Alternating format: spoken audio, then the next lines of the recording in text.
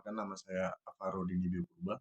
Saya di sini akan menjelaskan bab 1, bab 2, dan bab 3. Yang bab pertama yaitu adalah resume. Yang pertama ada keamanan sistem informasi. Pengembangan kebijakan keamanan data, implementasi teknologi, deskripsi dan firewall, audit dan pemantauan sistem untuk mendeteksi ancaman. Berikutnya ada e-business. E-business adalah pengembangan dan manajemen platform e-commerce yang digunakan untuk menjalankan atau membantu bisnis-bisnis dalam menjalankan peran-perannya. Yang ketiga ada strategi keuntungan. Strategi keuntungan adalah analisis biaya dan manfaat dari sistem informasi, pengembangan model bisnis yang berkelanjutan, optimalisasi proses bisnis untuk meningkatkan efisiensi. Berikutnya ada IT infrastruktur. Definisi IT infrastruktur adalah merujuk pada kombinasi dari perangkat keras, perangkat lunak, jaringan, dan layanan yang diperlukan untuk mengelola dan mendukung operasi teknologi informasi dalam suatu organisasi. Ada 4 komponen dari infrastruktur tersebut yang saya sebutkan tadi seperti perangkat keras, perangkat lunak, jaringan, dan layanan. Nah, untuk berikutnya ada awal mula personal digital assistant tahun 1990-an. Pengenalannya ada PDA pertama kali diperkenalkan pada awal tahun 1990-an. Salah satu perangkat paling terkenal dalam Palm Pilot yang diluncurkan oleh Palm Inc. pada tahun 1996. Palm Pilot menjadi sangat populer karena desainnya yang kompak dan fungsionalitasnya yang baik. Ada 5 fitur yang saya akan jelaskan, yaitu fitur pertama untuk manajemen kontak.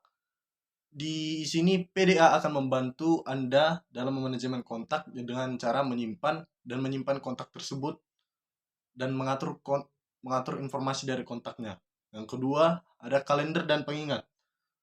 Maksud dari kalender dan pengingat ini adalah mengatur jadwal acara dan pengingat untuk tugas penting seperti Anda melakukan penjadwalan untuk suatu acara, dan berikutnya ada seperti alarm. Yang ketiga, bisa membuat catatan atau menyimpan catatan. Memungkinkan pengguna untuk mencatat ide, tugas, dan informasi penting. Yang keempat adalah konektivitas. Beberapa PDA dilengkapi dengan kemampuan untuk terhubung ke internet dan sinkronisasi dengan komputer. Dan berikutnya ada tantangan PDA atau Personal Digital Assistant. Yang pertama adalah keterbatasan fungsionalitas. Pada awalnya memiliki fungsi yang terbatas dibandingkan dengan smartphone modern, seperti kemampuan komunikasi dan akses internet yang terbatas. Yang kedua ada keterbatasan penyimpanan.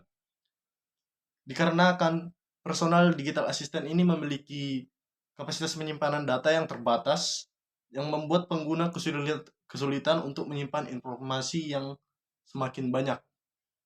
Yang ketiga ada konektivitas.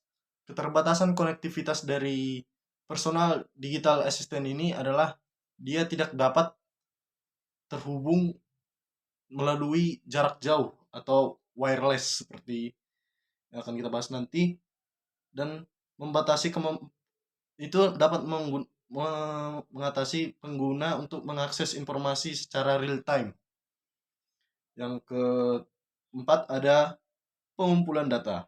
Pengumpulan data pada PDA berfungsi sebagai alat untuk mengumpulkan menyimpan data pribadi. Yang kedua, pengolahan informasi. Yang ketiga, penyimpanan data. Yang keempat, akses dan distribusi informasi. Nah, sekarang kita akan membahas bab 3, yaitu perkembangan wireless router. Awal mula wireless router pertama kali muncul pada akhir tahun 1990-an. Seiring dengan perkembangan teknologi nirkabel seperti PDA tadi, mereka berkembang berdampingan di awal dan di akhir tahun 1990-an. Protokol yang digunakan adalah IEE 802,11 yang memungkinkan komunikasi nirkabel dengan kecepatan rendah. Berikut ada ciri khas atau karakteristik dari wireless router ini. Yang pertama ada konektivitas Negrable yang bisa kita gunakan tanpa memiliki batas jarak dan waktu. Memungkinkan perangkat untuk terhubung ke jaringan tanpa kabel. Jadi kalau kita menggunakannya kemana-mana boleh tanpa harus repot mengeluarkan kabel atau mencolokkannya ke device atau komputer kita. Yang kedua yaitu kecepatan transfer data yang tinggi.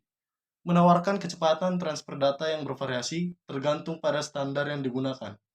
Mulai dari 11 Mbps hingga lebih dari 9,6 Gbps. Yang ketiga ada kecepatan transfer data. Kecepatan transfer datanya bervariasi tergantung pada standar yang digunakan, yaitu 802.11 IB hingga lebih dari WiFi 6/800,1 tax. Sekian dari saya presentasi PPT ini. Terima kasih.